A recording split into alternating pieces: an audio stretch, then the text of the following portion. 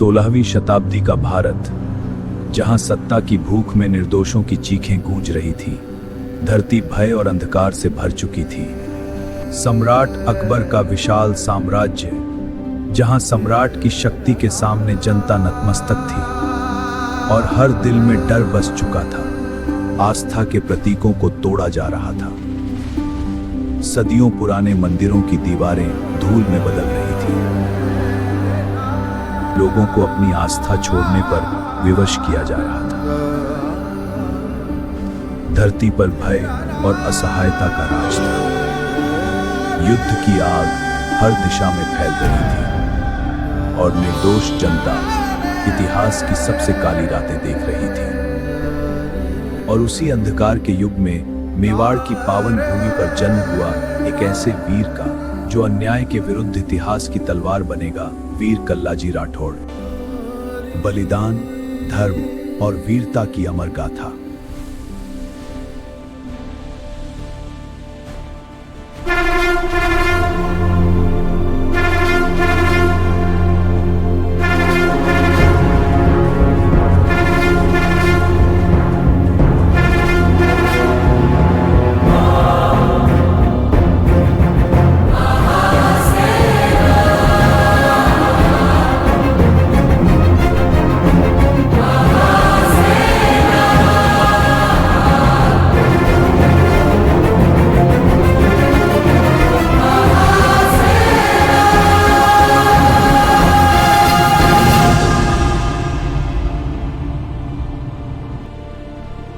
राजस्थान की वीर भूमि, जहां हर रेत का कण बलिदान की कहानी कहता है। इसी धरती पर जन्म हुआ एक ऐसे योद्धा का जिसे आज लोक देवता के रूप में पूजा जाता है। ज्योतिषियों ने कहा था, यह बालक साधारण नहीं बल्कि युद्ध और भक्ति का अवतार होगा।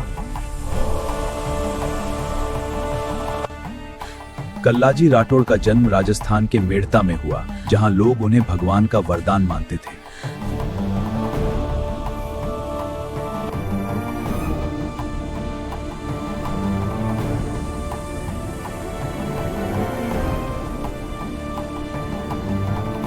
सामियाना जागीर के राव श्री अचल सिंह जी के पुत्र थे वीरवर कल्लाजी। इस वंश में ही भक्तिमती मीरा बाईसा ने जन्म लिया था। यह वंश त्याग, भक्ति और वीरता का प्रतीक माना जाता है। उनका जन्म का नाम केसर सिंह था, पर इतिहास ने उन्हें वीरवर कल्लाजी के नाम से अमर किया। बचपन से ही उनमें अद्भुत प्रतिभा और रणबांकुरे योद्धा बनने के संकेत दिखाई देने लगे। श्री कल्लाजी ने अश्वारोहण, खड़ग संचालन, तीर कमान, ढाल, तलवार और भाला जैसे शस्त्रों में अद्भुत निपुणता और युद्ध के घात प्रतिघातों में उनका कौशल अद्वितीय था। वीरत्व और नेतृत्व के गुणों से वे अपने साथियों के सिरमौर बन गए। उनके पराक्रम की ज्योति बिजली की गति से चारों दिशाओं में फैलने लगी।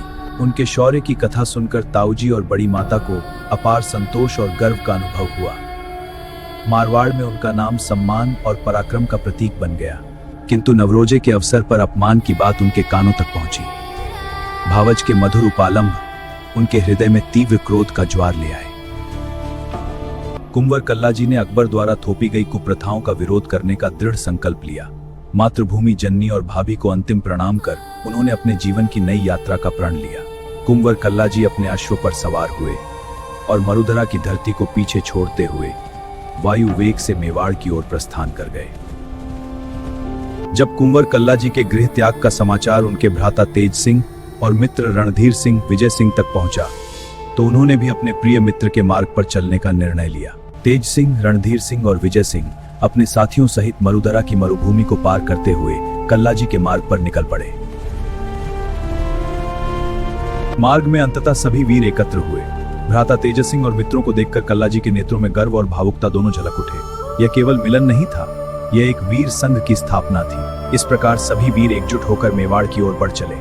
यह यात्रा केवल भौगोलिक नहीं थी, यह महायुद्ध की शुरुआत थी, जहां इतिहास रचने वाले थे वीर कुंवर कल्लाजी और उनके साथी। इस प्रकार कुंवर कल्लाजी अपने भ्राता तेज सिंह और मित्रों सहित मेवाड़ की वीर भूमि चित्तौड़गढ़ पहुंचे। चित्तौड़ के राणा उदय सिंह ने स्वयं आगे बढ़कर वीर कल्लाजी और उनके साथियों का मेवाड़ की पावन भूमि पर स्वागत किया। यह केवल अतिथि सत्कार नहीं था, यह वीरता के सम्मान का उत्सव था। सेनापति काका जयमल ने आगे बढ़कर कुंवर कल्लाजी को गले लगाया।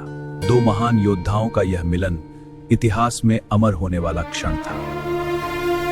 कुंवर कल्लाजी ने काका जयमल के चरण स्पर्श किए। यह केवल परंपरा नहीं थी, यह वीरता और अनुभव के प्रति श्रद्धा का प्रतीक था। इस अवसर पर राणा उदय सिंह ने कुंवर कल्लाजी के शौर्य, पराक्रम और स्वाभिमान से प्रभावित होकर उन्हें मेवाड़ के 56 परगना रनेला की जागीर सौंपने की घोषणा की। कुंवर कल्लाजी और उनके साथी मेवाड़ की भूमि की ओर देखते हुए अपने कर्तव्य का प्रण ले चुके थे। यह केवल जागीर नहीं थी, यह धर्म, न्याय और शांति की जिम्मेदारी थी। वागड़ पहुंचते ही भीषण वर्षा आरंभ हो जाती है। राव कृष्णदास चौहान की पुत्री राजकुमारी कृष्णकांता के निमंत्रण पर कल्लाजी और उनके साथी शिवगढ़ के महल में रात्रि विश्राम करते हैं। यहीं वीर कल्लाजी का राजकुमारी कृष्णकांता से और तेज सिंह का रामदास की पुत्री चपला से प्रथम मिलन होता है। यह मिलन इतिहास की एक नई गाथा का प्रारंभ बन जाता है। प्रातः राजकुमारियां क्षत्रिय परंपरा के अनुसार वीरों को सोमेश्वर महादेव तक विदा करने जाती हैं। यहीं से रनेला की सीमा प्रारंभ होती है और कल्लाजी की नई जागीर की यात्रा पूर्ण होती है। वागड़ से विदा लेकर वीर कुंवर कल्लाजी राठौड़ अपने साथियों सहित नवीन राजधानी रनेला में प्रवेश करते हैं। ग्रामवासियों की अपार भीड़ अपने नए शासक के स्वागत के लिए उमड़ पड़ती है। ढोल, नगाड़ों और मंगल गीतों के बीच कल्लाजी का भव्य राज्याभिषेक होता है और रनेला एक नए युग में प्रवेश करता है। राज्याभिषेक के पश्चात कल्लाजी अपने राज्य में शांति व्यवस्था करते हैं। वे प्रतिदिन जनता का दुख दर्द सुनते और न्याय करते हैं। रनेला में समृद्धि, अनुशासन और सुरक्षा की नींव रखी जाती है। किंतु रनेला के समीप भौराई और टोकरपालों में दस्युओं का आतंक फैला हुआ था। उनका क्रूर नेता गमेती पेमला धन, अन्न, पशुधन और कन्याओं को बलपूर्वक भौराईगढ़ ले जाता था। भौराईगढ़ दुर्ग में बंदी बनाए गए लोगों पर अमानवीय अत्याचार होते थे। यह दुर्ग भय और अंधकार का प्रतीक बन चुका था, जहां से दस्युओं का आतंक पूरे क्षेत्र में फैलता जा रहा था। रनेला क्षेत्र में दस्यु पेमला और उसके साथियों ने आतंक मचा रखा था। एक दिन वे 200 से अधिक गाय बैल लूट कर ले गए और निर्दोष जनता भय और दुख में डूब गई। जनता का दुख सुनकर वीर कल्लाजी ने मर्यादा और धर्म का पालन करते हुए पहले पेमला को समझाने का प्रयास किया। उन्होंने विजय सिंह को पत्रवाहक बनाकर भौराईगढ़ भेजा, लेकिन दस्यु ने चेतावनी को ठुकरा दिया। जब दस्यु नहीं माना, तब वीर कल्लाजी ने सेना सहित भौराईगढ़ पर चढ़ाई कर दी। तेज सिंह, विजय सिंह और रणधीर सिंह सहित रनेला के वीर योद्धा युद्ध भूमि की ओर बढ़े। इस महासंग्राम में स्वयं कृष्णकांता ने वीर वेश धारण किया। बहन चपला सहित उन्होंने रणभूमि में प्रवेश कर अपने राज्य और सम्मान की रक्षा के लिए युद्ध लड़ा। भीषण युद्ध में सेनापति रणधीर सिंह ने दस्यु पेमला का सिर धड़ से अलग कर दिया। इस संग्राम में लगभग 4000 दस्यु और 500 राजपूत वीर रणचंडी को समर्पित हुए। भौराईगढ़ विजय के बाद महाराणा उदय सिंह ने कल्लाजी को भौराई और टोकर क्षेत्र प्रदान किया। रणधीर सिंह को राठौड़ा ग्राम पुरस्कार स्वरूप मिला। भौराईगढ़ विजय के पश्चात कुंवर कल्लाजी अपने अनुज तेज सिंह के साथ सोम नदी के किनारे भ्रमण हेतु निकले। विजय के बाद प्रकृति की शांति और सौंदर्य उनके मन को दिव्य आनंद से भर रहा था। दोनों वीर अश्वारोही भगवान सोमनाथ के दर्शन कर आगे बढ़े। तभी समीप की पहाड़ी पर एक रहस्यमयी गुफा दिखाई दी, जिसने उनके मन में जिज्ञासा जागृत कर दी। गुफा में प्रवेश करने पर उन्होंने देखा कि अग्निधुनी के समक्ष एक परम तेजस्वी सिद्ध पुरुष योगीराज भैरवनाथ विराजमान है। दोनों भ्राताओं ने श्रद्धा से उन्हें प्रणाम किया। भैरवनाथ ने कल्लाजी को योग विधा का योग्य बताया और कठोर साधना का मार्ग दिखाया। इसके बाद कल्लाजी प्रतिदिन अकेले गुफा में आकर गुरु से योग की शिक्षा ग्रहण करने लगे। गुरु भैरवनाथ की कृपा से कल्लाजी परम तेजस्वी योगीराज बने और भविष्य दर्शन की कला प्राप्त की। अपने जीवन की भावी घटनाओं को जानकर भी उन्होंने उन्हें सहज भाव से स्वीकार कर लिया। रनेला की शासन व्यवस्था में व्यस्त कुंवर कल्लाजी के विरह में राजकुमारी कृष्णकांता चिंता में डूबी रहती थी। उनके हृदय में प्रेम था, पर संवाद का अभाव उन्हें उदास कर देता था। राजा कृष्णदास ने पुत्री की व्यथा का कारण जानकर कुंवर कल्लाजी को योग्य वर समझा और सम्मान पूर्वक संबंध का श्रीफल रनेला भेजा। वीर कुंवर कल्लाजी ने इस प्रस्ताव को सम्मान सहित स्वीकार किया और शीघ्र विवाह की तिथि निश्चित हुई। निर्धारित तिथि पर कुंवर कल्लाजी दूल्हे की वेशभूषा धारण कर ढोल नगाड़ों की धूम के साथ बारात लेकर शिवगढ़ पहुंचे। मंगल तोरणोच्छेद के क्षण में ही मेवाड़ से युद्ध का संदेश आया। चित्तौड़ पर अकबर की विशाल सेना का आक्रमण हो चुका था और महाराणा ने वीरों को युद्ध के लिए बुलाया था। कल्लाजी राठौड़ अपनी सेना के साथ घोसुंडा के समीप पहुंचे, जहां मुगलों ने उन्हें घेर रखा था। तलवारों की टकराहट और युद्ध की गूंज में वीर सेना धीरे धीरे चित्तौड़ की ओर बढ़ने लगी। कुछ आगे बढ़ते ही कल्लाजी की भेंट ईश्वरदास राठौड़ और उनके 2000 वीर सैनिकों से हुई। देशभक्ति की भावना में लीन दोनों सेनाएं एकजुट होकर चित्तौड़ की ओर अग्रसर हुई। चित्तौड़ के निकट शाही सेनाएं मोर्चा संभाले थीं। कल्लाजी और उनकी सेना ने निर्भयता से लड़ाई की, जिसमें रणधीर सिंह और उनके 500 सैनिक वीर गति को प्राप्त हुए। वीर कल्लाजी और उनके साथी अपनी तलवारों के साथ शत्रु पर ऐसे टूटते हैं जैसे भूखे शेर अपने शिकार पर। अर्धरात्रि में जयमल जी ने किले का दरवाजा खोल दिया। वीर कल्लाजी और उनकी सेना शेष सैनिकों के साथ किले में प्रवेश करते हुए विजय का गान गा रहे थे। अकबर ने किले को आसानी से प्राप्त न कर पाने पर सुरंगें बनवाना शुरू कर दी, जो तलहटी तक पहुंच चुकी हैं। सुरंगों में बारूद भरा गया और फटने से किले का बुर्ज उड़ गया। कई योद्धा वीरगति को प्राप्त हुए।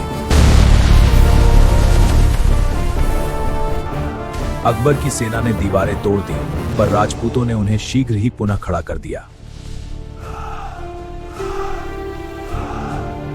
शत्रु की हर चाल का सामना राजपूतों ने वीरता और साहस के साथ किया।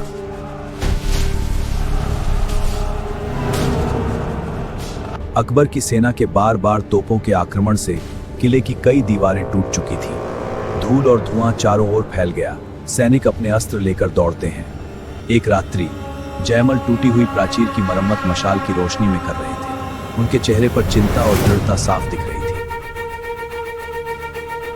अकबर ने मशाल की रोशनी को देखकर अपनी संग्राम नामक बंदूक से निशाना साधा और गोली चलाई, जो जयमल की जांघ में लगी। सेनाध्यक्ष जयमल के घायल होने से दुर्ग में शोक और चिंता की लहर छा गई।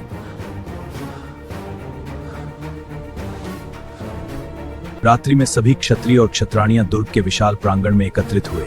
गोला बारूद की कमी और बढ़ते शाही फौज दबाव, सेनाध्यक्ष के घायल होने के कारण जौहर और शाका का फैसला लिया। 13,000 राजपुतानियों और कुमारियों ने गीता का सार स्मरण कर, गंगा जल का पान कर, चंदन लेप लगा, अपने परिजनों से अंतिम बार मिलकर हंसते हंसते जौहर की अग्नि में अपने प्राण समर्पित किए। दुर्ग के विशाल प्रांगण में जौहर की अग्नि ने समूची रात को लालिमा से भर दिया।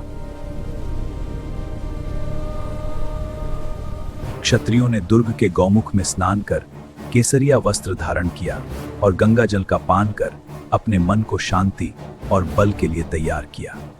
सुगंधित इत्र का छिड़काव कर और 2 हाथों में तलवार धारण कर वीर राजपूत विशाल प्रांगण में एकत्र हुए। बड़े हर्ष और उमंग के साथ क्षत्रिय अमलपान कर वीरता का संकल्प ले रहे थे। सेनाध्यक्ष के अंतिम मनुहार को चित्तौड़ की सेना ने बड़े प्रेम और सत्कार से स्वीकार किया। युद्ध में घायल सेनापति जयमल की जांघ में गोली लगी थी, लेकिन उनके मन में वीर गति पाने की इच्छा प्रबल थी। रणभूमि में एक अद्भुत दृश्य प्रकट हुआ। वीर कल्लाजी अपने कंधों पर वीर काका जयमल को उठाकर युद्ध करने लगे। 2 महान योद्धा एक शरीर और एक आत्मा बन गए थे। सुबह नरनाहर शूरवीर राठौड़ अपनी पीठ पर बैठाकर अपने दोनों हाथों में भवानी धारण कराकर मुगलों सेना पर भूखे शेर की तरह किले के विशाल कपाट खोल आक्रमण कर दिया। क्षत्रियों ने जय एकलिंगनाथ, जय महादेव के नारों के साथ मुगलों को मार डाला। रणभूमि में शौर्य की गूंज थी। श्री कल्लाजी और वीरवर जयमल का चतुर्भुज रूप रणभूमि में गुजरता और शत्रु सेना का मैदान साफ हो जाता। शत्रु सेना राजपूतों की वीरता देख भयभीत होकर मैदान छोड़ भाग जाती है। रणभूमि में शौर्य की छाप, वीरों की विजय और युद्ध की गूंज अब शांति में बदल गई। बादशाह अकबर ने मुगल सेना को पीछे हटते देखा और मतवाले खूनी हाथियों को राजपूतों पर हमला करने के लिए छोड़ दिया। अकबर ने मधुकर हाथी को सबसे आगे किया और पीछे सर्वदलिया जंगिया जैसे हाथी भेजे, जो खौफनाक गर्जना के साथ आगे बढ़ रहे थे। लेकिन वीर राजपूत हाथियों से डरने वाले नहीं थे। वे खड्ग लेकर उन विशालकाय राक्षसों पर टूट पड़े। वीर ईश्वरदास ने असंख्य हाथियों का संहार करते हुए मातृभूमि के चरणों में बलिदान दिया। महापराक्रमी पत्ता सिसोदिया को भी एक हाथी ने पकड़कर जमीन पर पटक दिया और वही वीर गति को प्राप्त हो गए। वीर शिरोमणि कल्लाजी राठौड़ ने तलवार के भीषण प्रहार से उस हाथी की सूंड काट दी और हाथी धराशायी हो गया। वहीं राजपूत सैनिक भी उठ खड़े हुए। इस भयंकर युद्ध में सैकड़ों घाव लगने पर राव जयमल का शरीर निश्चेष्ट हो गया। राठौड़ कल्ला जयमल की ओर बढ़ा दोनों हाथ तलवारों में थामे शत्रुओं की फौज को चीरते हुए। कल्ला जी ने जयमल को अपनी पीठ पर उठा लिया। दोनों हाथों में तलवारें थामे वह मुगलों की ओर अग्रसर हुआ।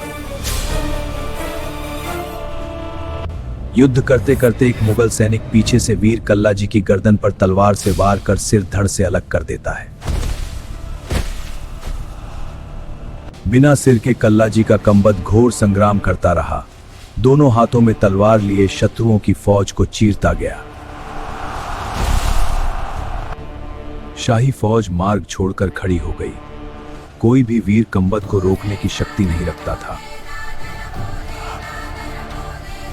कल्ला का कंबद योग, देवी शक्ति और गुरु आशीर्वाद से कृष्णकांता की याद में आधुनिक मंगलवाड़, कुराबड़, बंबोरा जगत और जयसमंद होते हुए रणेला पहुंचा। शिवगढ़ में राजकुमारी कृष्णकांता तपोबल और शुद्ध स्नेह की शक्ति से यह अनुभव कर रही थी कि वीर कल्ला जी मेवाड़ रक्षार्थ अपना शीश मातृभूमि को अर्पित कर वचन पूरा करने आ रहे हैं। कृष्णकांता ने 16 श्रृंगार कर बहन चपला के संग शिवगढ़ से विदा लेने की तैयारी शुरू की।